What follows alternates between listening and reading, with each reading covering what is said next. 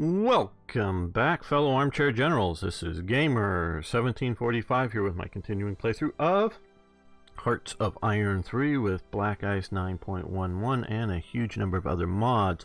Okay, I want to say this campaign of asking you to both like, and would you please do that right now, like the videos at the beginning, and asking you to post comments is really working well.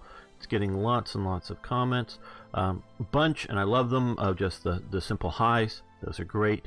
They help out. But also, more of you telling me what you want to see. And that's also really helpful. One of the requests, and not all of them necessarily are going to happen right away. And we have lots and lots of red lines because we are moving various formations east. And we have not yet detached them from their army group HQs, but that will sort of work in our current favor.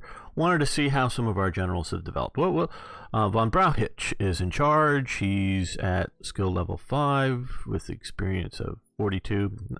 Won't get any benefit out of that until he gets 100% experience, then jumps up to 6, of course, and so he's got some trickle up there.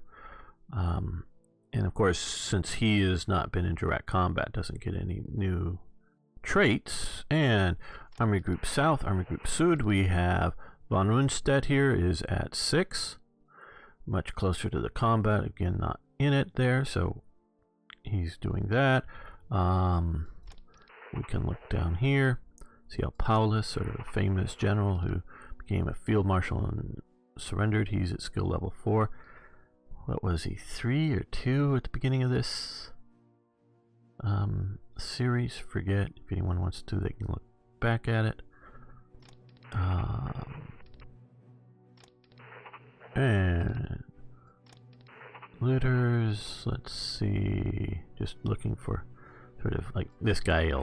He's just a placeholder here. I'm surprised he has as much as he does. Just sort of the garrison elements. I have detached some of the corps from their armies. These are Hungarians, Romanians, and occupation troops down in Greece. But like I say, I've already detached some. Army Group North, Nord. We got Guderian, a few of you specifically from the bunch of stuff, including the Berlin Assault. We doing very well. Let's see, 68% towards War Merit Cross, 80% towards Quartermaster. But as you can see, skill level 7, experience 29%.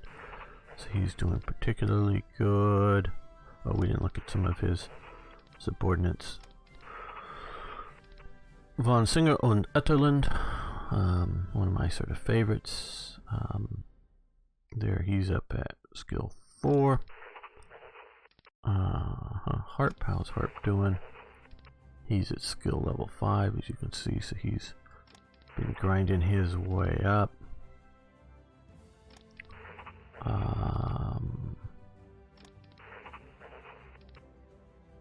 Witzbaden?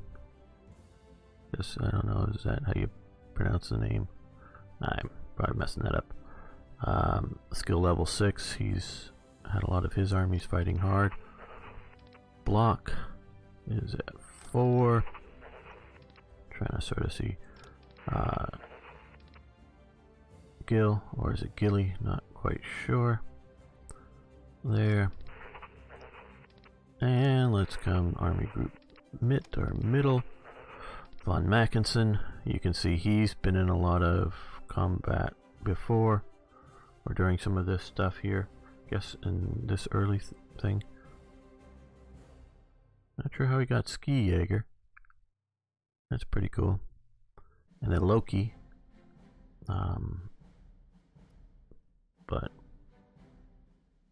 of course, you know the god Loki, and that's sort of one of the higher level tricksters. But maybe he had that at the beginning, I'm not sure. Gerd von Sweppenberg, who was also in the lot of the Moscow sieging. He's gone up there. Well, let's look at some of his subordinate commanders. Henry, skill level 5. Michelle, 4.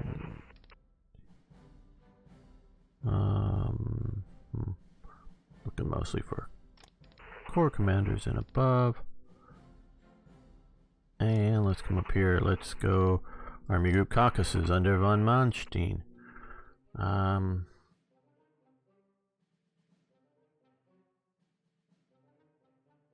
I guess we'll send him down this way. He's at skill level 6. Modal. Everyone's heard of him, of course. So doing good at 6 there.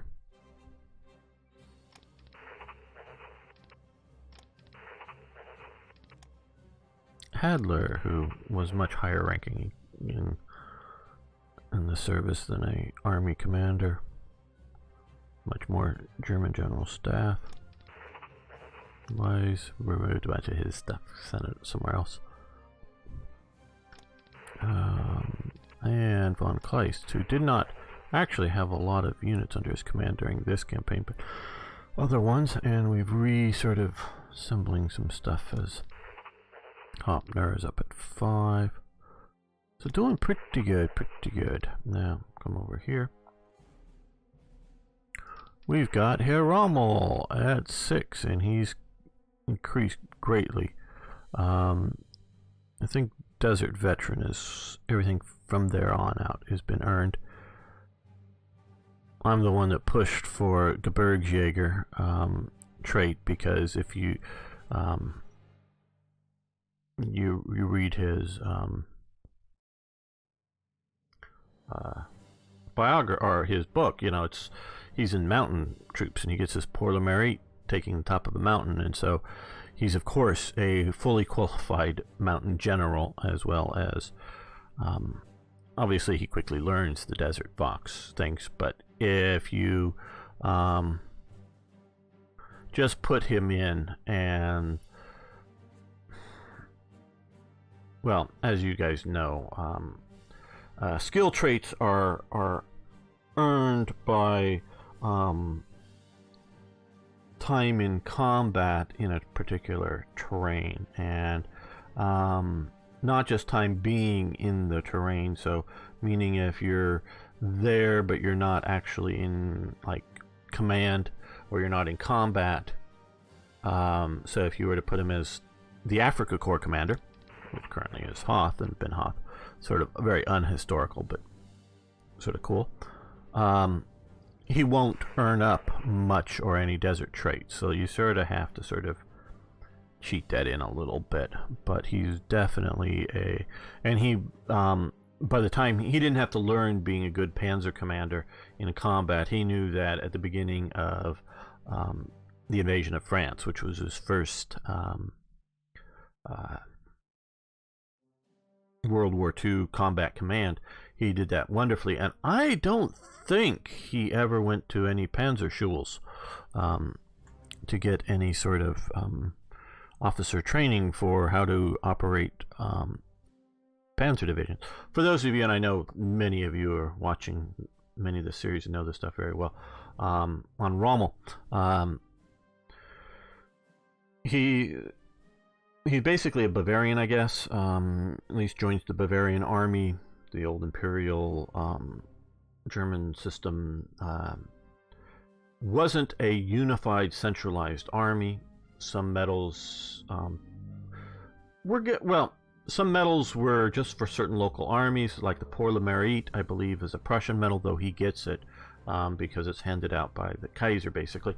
But then, you know, you still had the King of Bavaria, and you still had a bunch of these other sorts of German states, and even, you know, definitely pre-Franco-Prussian War, you're starting to have some vague idea of a unified Germany, or German armed systems, meaning if Bavaria is sort of having it, and so is Prussia and whatever.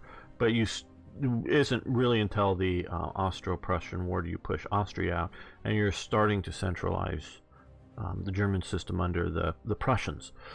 But up and through and until, and even, well, for the military, it's up and through to the end of World War One. You have these different armies within the German system that are they're all using the same caliber, sort of in some ways like NATO today. But if you watch See an Arsenal and Othnius and talks about some of this stuff, like the Bavarians were saying, he said, then the Bavarians thought the Prussians were being dicks about something, and some arms procurement and stuff. So sometimes they're doing things a bit different in some of the different state armies, and they went through different schools and things like that. That, of course, all changes with the 100,000 man post war army, in that there is no real ability to have these different sort of state armies. You still have legacy units, which you can see torturously in America, trying to claim continuity to long since disappeared units,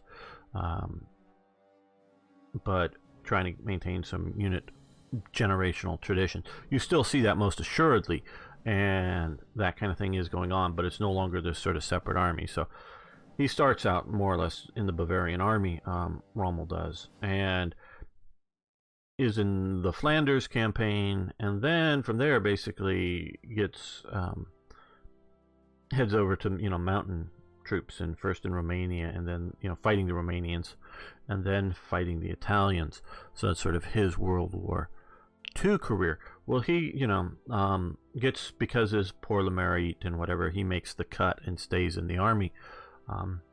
A lot of officers, including a lot of generals and others, don't make the cut, but are back once you're getting the Wehrmacht, or the Heers, expanded under Hitler. They're back in. They're just didn't make the cut, had to do something else in the intermediate time. But Rommel does, and Rommel's not that high of ranking, and so during his he's a bit of a training officer, going on through some of that part, to the point that he is at one point, he, after Hitler comes to power, is put in charge of, or not put in charge of, he is the command, or the primary, or the ranking army liaison officer between the army and the Hitler Youth. Because if you know about the Hitler Youth, it had lots of military training elements in it. Their whole sort of command structure, to some degree, is a military, in marching and whatnot, or military training, but also field camping, boys camping kind of stuff is part of it, and basic rifle training. They weren't doing live fire, combat exercises or anything like that, but they were getting various training. And Rommel thought, and wrote privately at the time, that they're just creating a bunch of thugs. He hated that duty, and hated what the Hitler Youth was. The Hitler Youth was very much brutalizing the boys.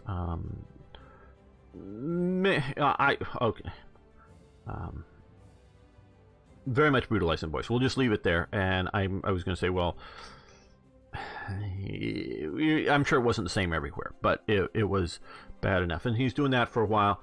And what is it? I think 36, 37, his book Infantry Attacks gets published. That's why we see it in the series, because it's published during this time period. And that he's already famous for winning the pour le mérite, and he's a bit more famous, but this book helps promote him. Then he is later moved in charge of the army bodyguard for Hitler. He's often traveling around with, because Hitler's constantly, and we've talked about it, he's at the Berghof, then he goes up to Berlin for a meeting, and then he's back at the Berghof. We've seen him in earlier events, touring the West Wall, and he's constantly moving around. And so Hitler's in charge of the German army bodyguard element of his security. Hitler also has SS security around him, as well as obviously any localized security elements, local police or NSKK people protect, the roads, manning the roadsides as, the Fuhrer's car goes by or whatever. So there's obviously many, many, many, many layers of security. But he's in charge of the army element of that. And so he's talking to Hitler a lot and sort of befriends Hitler. I don't know really.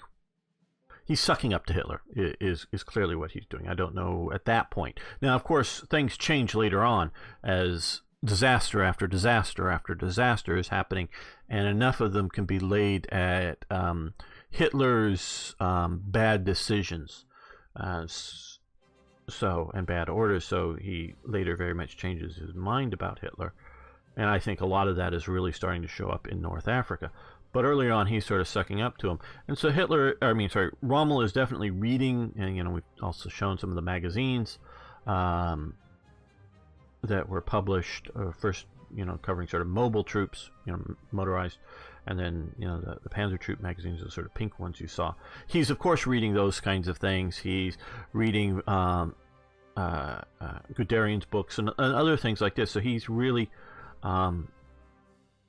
figuring out what's going on with mobile warfare. And if you look at Rommel's tactics in the mountains, as well as Rommel's actions in Flanders, this is the early part, before or at least most of it is, before the front lines is settled down. He's very much that sort of frontline, aggressive, personalized, out there scouting early on in the Flanders campaign, and sees a group of, I think if I'm getting this right, a group of Frenchmen or Belgian or whatever soldiers just sort of sitting around having lunch or something, and just like him and one other guy, and then he goes and finds some other troops, not of any of his units, but sort of rounds up some other troops and goes in and attacks these much larger formations from surprise, and wins and captures a bunch of guys, and and so he's doing a lot of these kinds of things already. So he already gets this whole mobility of warfare going very early on. So he's talking to Hitler, and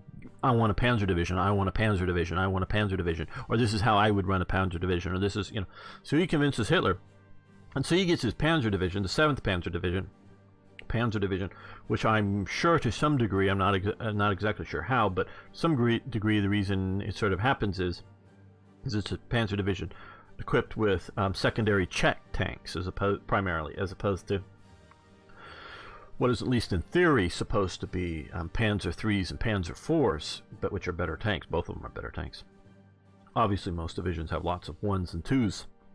Panzer 1s and 2s still filling them out. But so he gets this bit more recently raised 7th Panzer Division because of Hitler's, having it done. So he's given that. So that's sort of Rommel's story. And then, of course, the 7th Division is way out in front, constantly moving, constantly aggressive, gets in sort of the headlines and whatnot from that campaign. So then, of course, once you're needing a corps commander for what is supposed to be a small contingent that's supposed to be sort of defensive, the story from there, gets in with the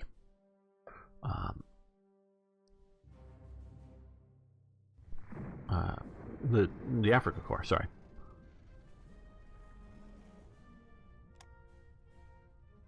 Okay, so these guys are again. Oh well, maybe they have fuel now, or supplies now. You guys can move forward into the mountains. Maybe not. I know it sort of says it there, but I don't know if that's just the starting app.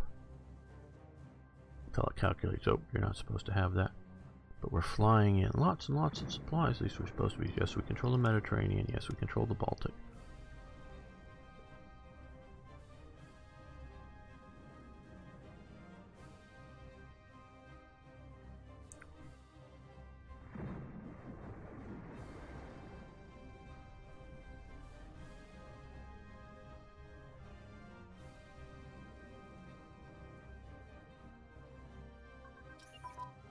Okay, airborne warfare researched. Very good. I think that's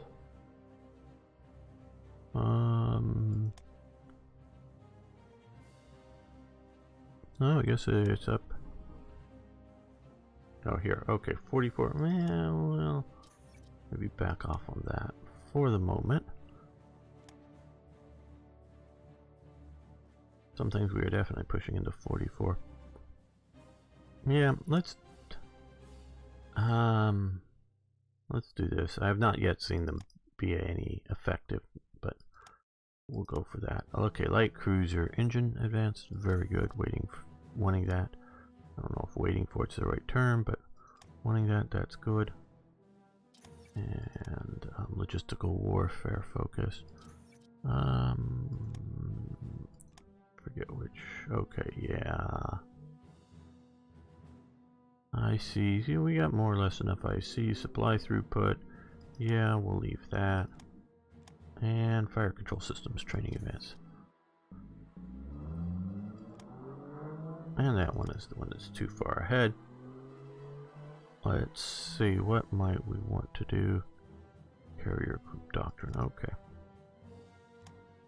That would be good. And we still look so, yeah, we still looks like we have more. Leadership, Light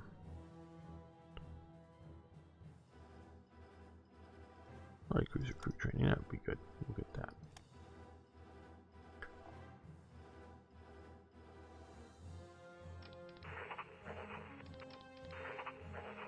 Waiting for these guys to come in. We're seeing this sort of happen here, so I think we're going to see about sending some forces maybe down into here. See if we can take out the British and the Free French. They're not yet at war with Vichy, so they're not attacking out, but we'd like to get that.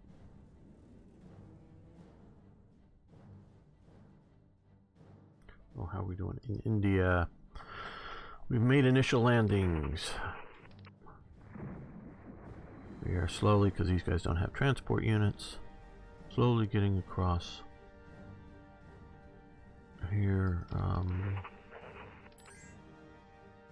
We can try and attack.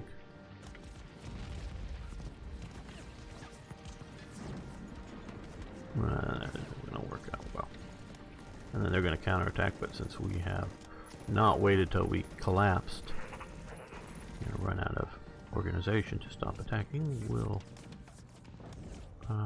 we would give them, yes, sure, metal.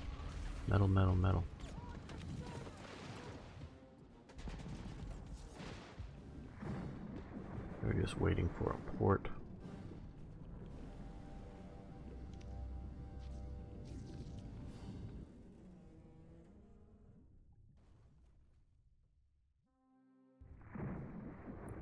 Mass migration is going across here of all kinds of units heading west.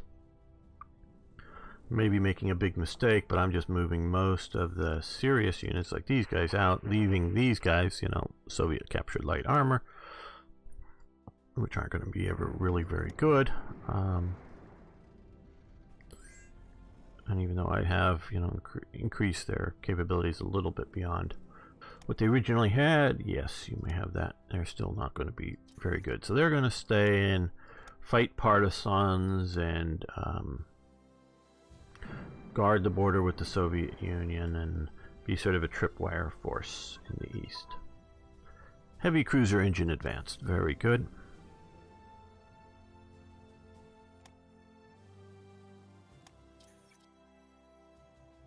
That gets at least that element's where I want it. Obviously still waiting for main armament.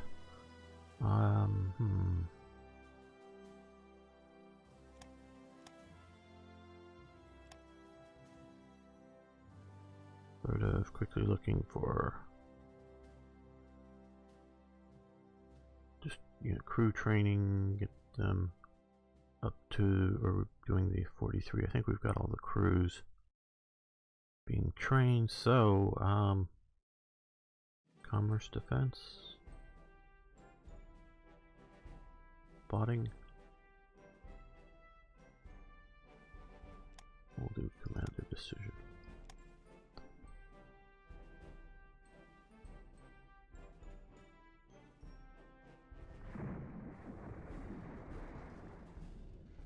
another thing I was sort of asked about is some of the SS armored cores. So we have here under Hauser, I pulled him off of his SS Kiddo thing that I will once it moves far enough west or gets back over here. Probably, no, that just, well, that's another one. Okay. Oh, these guys were just sent only this far. So SS Panzer General, we may move those also eventually east, but get his battle commander attached to that and maybe a few other units. But we have Liebstandarte all up as a now a Panzer Division. Same with Das Reich. Vinking. Hohenstaufen's added to this, and Frundsberg. And then we have over here with Kruger, we have, well, you know, just that decent little SS division there. Another infantry division, SS. And then we have these two that I just, unhistorical, just sort of made up. Pretty good. These are both with, not with the battalions, but the full-size regiments. So those are with medium tanks and armored transport. So pretty good divisions, both of these guys are. And we have, of course, out here over here still this version of Totenkopf.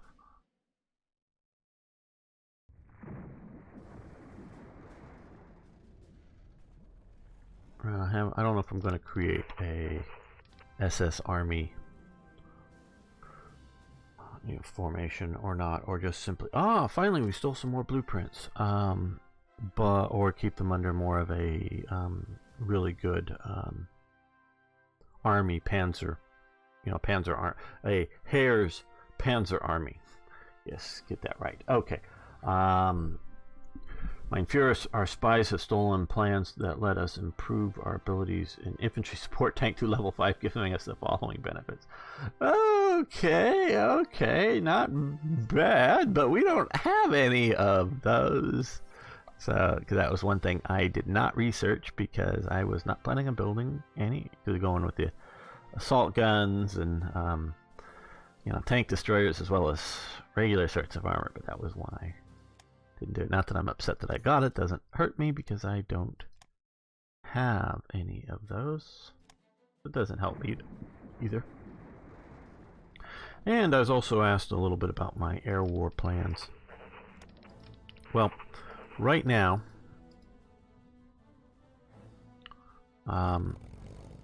we are trying to defend Germany from air attack. And so, as you can see, especially like when units get like this, I think they've lost a bunch of other. Don't think they were at 2. They have a few. They're just two air wings, but because they go to 0 and they get killed, then they disappear, of course. So I'm sort of waiting for some of these. Well, I guess a night fighter, he can come up.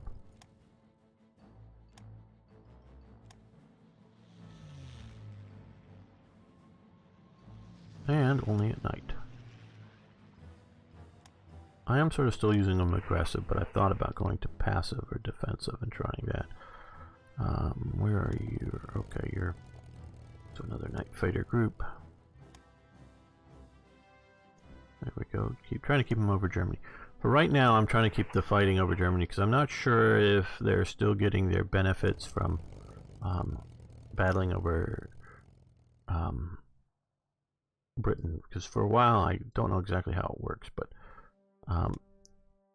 with their finest hour they figured out a way, the paradox people, not Black Ice, to have the British get a super bonus over Britain, so that it's much harder for Germany to win the air war there. And that's actually quite historical in the sense that the Germans did not have good long-range fighters during the war. Partially because you just shall we say, design decisions based on their geography. They weren't ever looking out after the thought of having to operate very far from home. And I think that's an important thing. Now, yeah, it wasn't until somewhat late in the Mustang's development that the Allies finally get a fighter that would be a good fighter and be able to go to Berlin and back.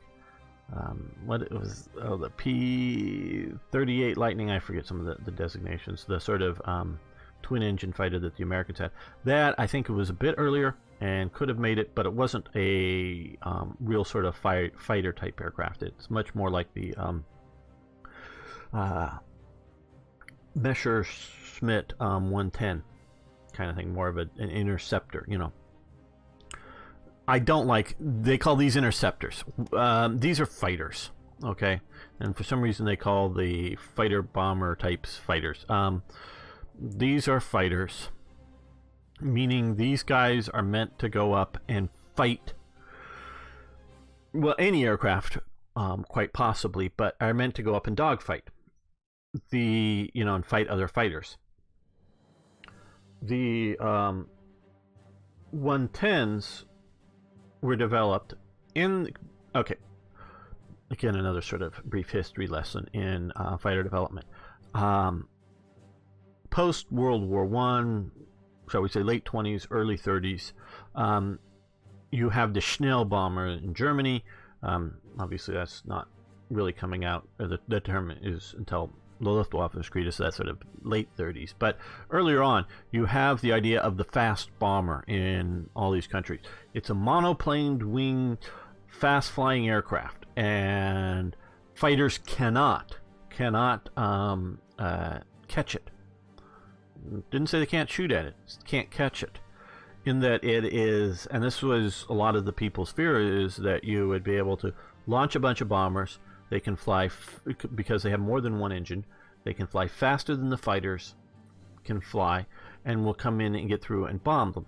Now, fighters are slower, because fighters have just one engine, and they have, normally, two wings. They're biplanes. And biplanes, they really liked it, and I remember, I think it was the late 80s, talking to a current serving U.S. Helicopter pilot, and like I think he was flying the Cobras in Europe, and he watched, we were at the same event, he watched a biplane fly around, and he goes, man, that'd be a great helicopter killer. And, it was a 1920 something biplane, it's just its maneuverability, and it was just fast enough to be a bit faster than most helicopters or whatever, and it was just so maneuverable. And as part of when we were discussing it, was an element, was it was so cheap. It'd be so cheap to build. You could just build them, not just so much one-on-one to the Cobras. You could build a bunch of them. The Soviets or whoever could have built a bunch of those biplane fighters and just gone up after. And this is in the days of F-16s were sort of the common, and the F-14 and whatnot were all the common American air types that were really good. He was thinking just updated engines and some updated elements, most assuredly, but basically just biplanes, because you're talking low to the ground, fairly large numbers, and just because it was both in the Warsaw Pact and in the NATO, but very heavily in NATO, it was to use helicopters to destroy tanks and whatever, and these would just be able to, in large numbers, fly in, and in large enough numbers that something like the F-16, they don't have enough Sidewinder missiles to shoot them all down. You could go, a bunch of fire all their missiles. Okay, well, what about the, okay, that took what, maybe took out 1/4 of the fighters coming towards you. What about all the rest? Now, of course, the F-16s will have the altitude and the speed and can't be touched by all these fighters, and most of them would stay fairly low to the ground and could be reasonably well ground attacked aircraft, but they could sweep out the helicopters because they were so maneuverable and pretty damn quick, or what they were. And so that was sort of what the fighter was, and they liked this because it was so maneuverable, the biplanes. Well, bombers got too fast. Now, of course, and the idea is the bombers coming, how much warning do you have? Now, Britain was working on its warning system. We can look at France and Belgium. I've recently read they had zero, I mean zero early warning system set up for their country. There was no, in France, there was no, up until the end of, the loss of the Battle of France, there was no system of guys out somewhere with binoculars sitting next to a telephone and going in, like they'd already set up in Britain. They had already set this up in Britain before. They hadn't got it to the extent that during the full Battle of Britain they got it to, but they had already been setting up, because they already had the radars. They'd already been setting up some of the stuff. Is the idea of, a guy said, looks through the radar, and reports, I see 25 bombers flying, in what direction, and reporting it, to a location over the telephone, and then they report it up to some sort of headquarters, and then respond to it. There was zero of that in France. I'm not saying there was that in Germany. I don't really know and don't really think they did, but there was zero done of that in France. So you have this whole aircraft coming over as a surprise. No one is set up any sort of formalized response system. So the way you fought enemy aircraft was you went up there and flew around and hoped to find them. And I think that's sort of how Germany was at the time too. But I just recently read about France, and they didn't have any of that. So they're just, going on luck, and sure, of course you are. Well, this is a likely spot for them to come and bomb. We'll patrol here, whether it's over Paris or over, wherever it might be. Not that they were just like purely randomly flying around, but they had no system of warning. Well, if you don't have any system of warning, bombers are coming in, you've got to either be up there flying around or take off to get them. Well, if your bombers are just a little bit faster, 10, 20 miles an hour faster than your and be able to maintain the speed than your fighters can maintain, they can't catch you. They can be up in the air and see you coming and then, dive at you and engage you.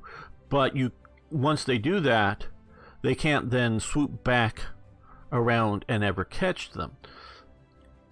So this is what they were coming up with, which was twin-engine interceptors, in that these aircraft were designed to intercept bombers. Not that their air maneuverability was discounted, but it wasn't a core element of what they were doing. They wanted a fast airplane, normally with fairly heavy gun mounts on them to shoot up bigger bombers, and to fly preferably faster than the bombers. That's what sort of the destroyers, as Goering in Germany called them. In America, we sort of called them interceptors. We continued with an interceptor type program we might as well get this going, into the post-war era with jets that were designed to intercept Soviet bombers that were very fast, but not very maneuverable. They were just set up to go, oh, here comes the Soviet bomber fleets. Let's get up, as the radar's letting them know, get up there and take them down. And the speed was the element. And so you can fight other fighters with them. It's just you try to do it with, out of surprise, and you get like one pass at them, and you don't dogfight them. You just jump in them and you try to get them down. Okay, light cruiser main armament, great. So there was this whole back and forth element with it, and Mein Führer, we've still let us improve 4-engine bomber crew layout to 4. Well, good. That's how we've gotten some of our heavy bomber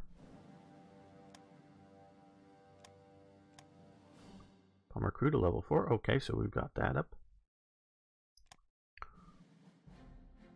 Now, now let's continue with some of the naval developments here. Yeah, we'll go with spotting.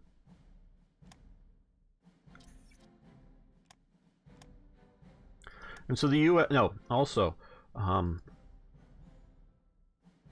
Japan did incredibly long-range fighters, including like the Zero. They didn't need to have twin engines to do so, and they specifically were particularly the Navy fighters, and naval aircraft, and I've talked about in the plug for it, current Japanese series on Hearts of Iron 4, talking a lot about Japan. They, I was recently reminded of this reading some books on it. They wanted to do this as a realization of the world in which they were operating in, both long sea ranges as well as fairly long battle ranges, and they wanted to be able to base them out there in one place and operate over very big areas. And the attacks that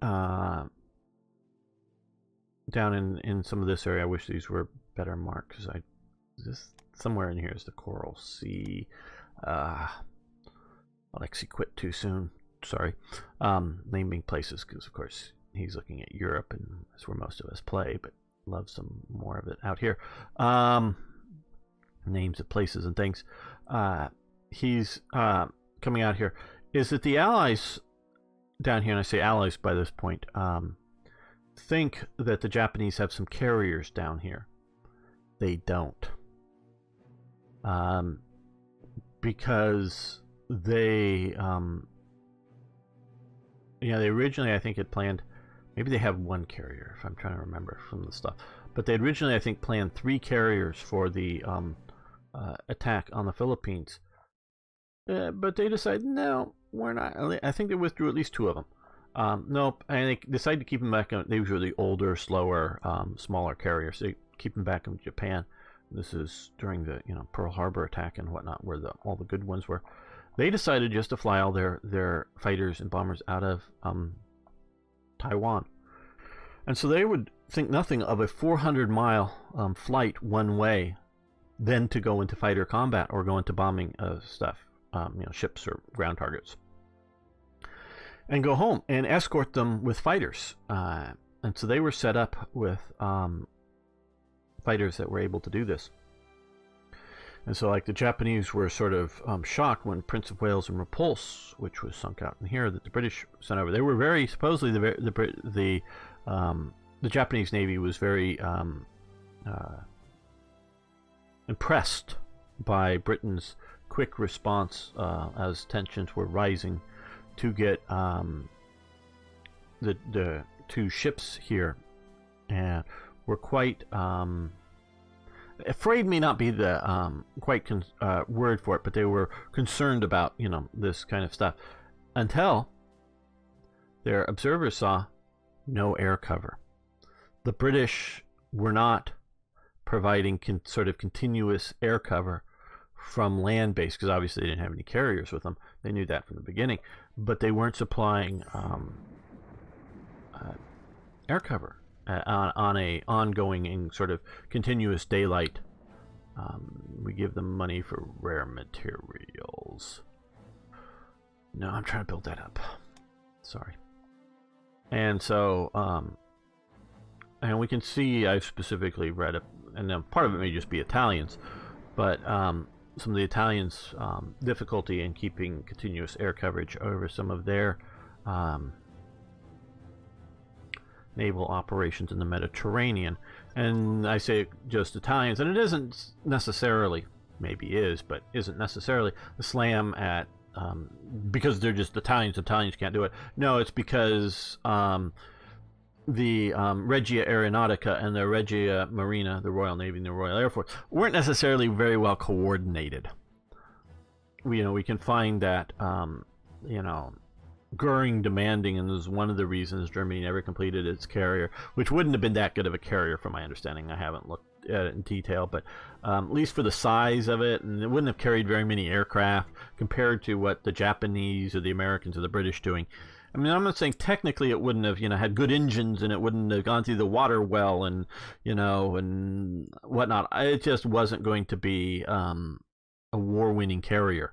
It wasn't going to necessarily be a bad carrier, but,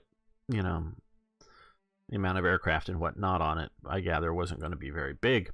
So wasn't going to be that great. But one of the reasons the Navy really didn't feel like pursuing it getting completed was Goering was demanding to have control over the aircraft that were stationed on the carrier. So instead of naval aircraft, they were going to have to be Luftwaffe aircraft. And he was, I think, perfectly happy and fine. Oh, sure, you want Luftwaffe pilots and Luftwaffe ground crews serving on your Navy carriers, no problem. And the Navy's going like, that's going to cause lots of problems, because it does. And if we're going to do this, we want to have control over it. And so the Navy's just not that into it at that point. And so that's sort of Germany. The German air coordination with the submarines at times was very lacking, even with the Condors. They were only grudgingly giving sort of operational control to the Navy. Like, yeah, when to fly, when not to fly, when to schedule, reconnaissance Condor flights out over it was only grudgingly given to the Navy. But of course, there was no naval control over the idea of who's getting promoted and what, who are the flight crews, and who are the ground crews. And so that they weren't, even marginally under, seconded to the Navy, in the sense that, it wasn't naval reports and naval suggestions to get people promoted. They weren't operating their air crews out of sort of naval air bases. It was just another one of these sort of power plays in Nazi Germany. So it isn't just any sort of slam on the Italians' ability to organize things. It's just the way they had the two services were not well integrated, even when you're talking about, and the Italians had long been working on seaplanes, that those were not part of the Navy. So that really hamstrings Italy's air power abilities in the Mediterranean. So yes, I think you can have really good coordination. You don't need to have the ship, the carrier, sitting right next to that battleship to effectively, give close air patrol for the battleship to keep the enemy bombers and torpedo bombers away from them.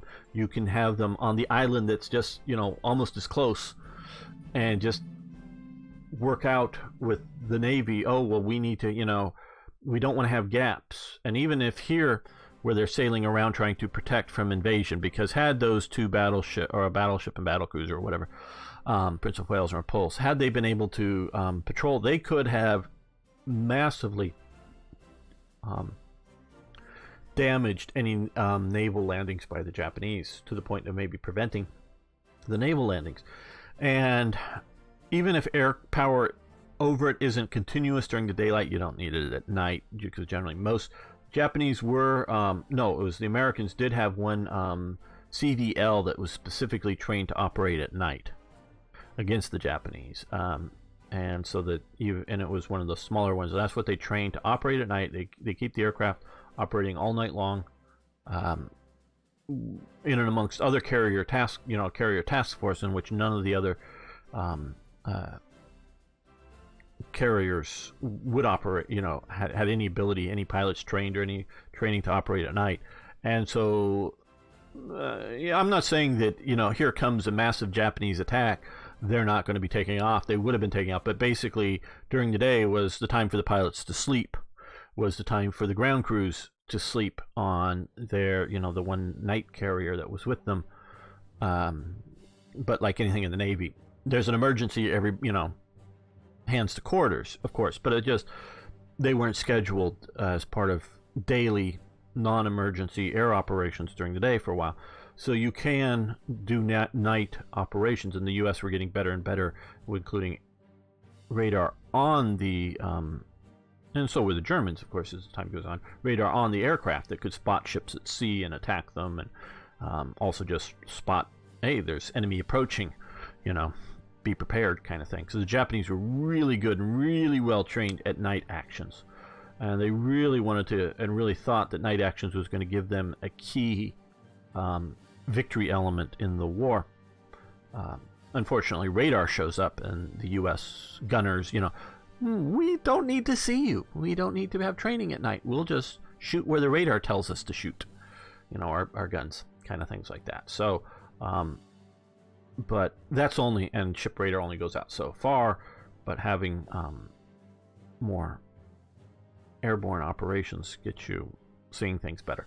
So you still need good clear weather, because you need to be able to, even if it's somewhat lit up, you need to find, because you don't want to have it too lit up where the carrier is to land on and things like that. So had you had, not continuous but general air cover, not just, oh hey, we're being attacked from the air, why don't you send us some aircraft now? Oh, okay, we'll fuel them up, and as soon as the pilots get in there and they're fueled up, we'll take off and we'll head for your ships 200 miles away. Yeah, they're flying at aircraft speed, so that's going pretty fast. It's not going to take that long. But by that point, the air attack is over. Had you just generally had air cover coming up and maybe going away for half an hour before the next one up there comes up, you don't know when, and if it's not on some sort of observable, timeable, when it is and when it isn't going to be there. You don't know when the air cover is going to be there, so yeah, you might show up when there's zero, but you also might show up when there's good coverage and all your bombers get shot up. So the Japanese were quite surprised by that. And since we're over here, and I know I'm talking a lot, but we can see how Japan's doing. They're sort of pushing into Burma, basically keeping a lot of, these are sort of British units in Burmese service, but Bhutanese and looks like some Indian type forces are all out battling here, which means they're not over here. So, and this is what I sort of know and plan for, and that they don't, I doesn't understand. It has a little bit of reserves, but doesn't understand reserves well. Okay, so gun ability, twin engine airplanes has advanced. There we go, and we're going to stop that. Well,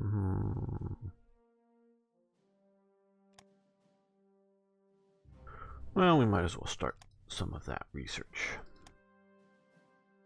And I've been asked again to try to keep these from getting too long, so we're going to end the episode here. I want to thank you all for watching. I want to thank you for liking. And if you would please, again, post a comment, question, correction, whatever. Love hearing from you. See you next time for more Hearts of Iron.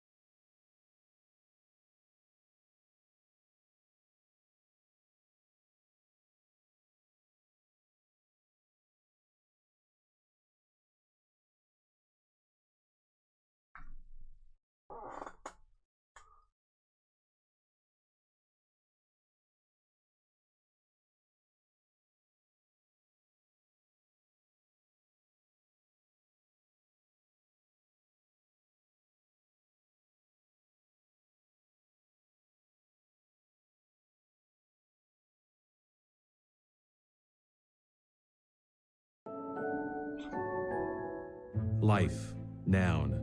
The window of time a person. The Samsung Galaxy S9 Plus only has $375 US worth of materials in it, but it launched at a retail price of $840.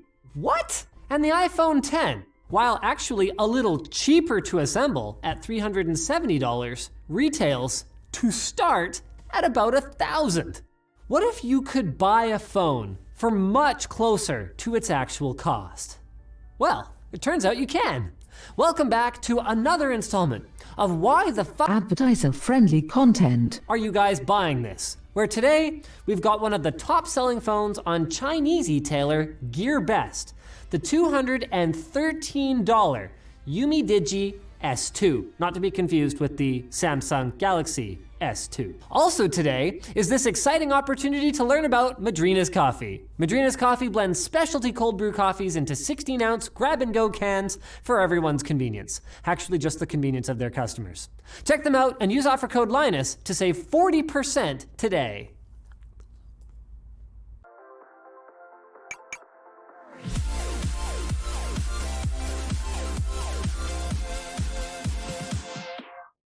The Umidigi, yeah, let's go with that. S2 has hundreds of reviews, awarding it 4.78 out of 5 stars on average. And you can order one of these puppies for just 220, okay, actually it depends what warehouse you order it from because GearBest is super weird, but let's call it $213. Now, based on the language of the bulk of the reviews, the S2 has been a bigger hit in Russia, Poland, and Italy than it has in the fancy-ass US&A. But that doesn't necessarily mean that you'll get ridiculed by your flagship fondling friends, because the S2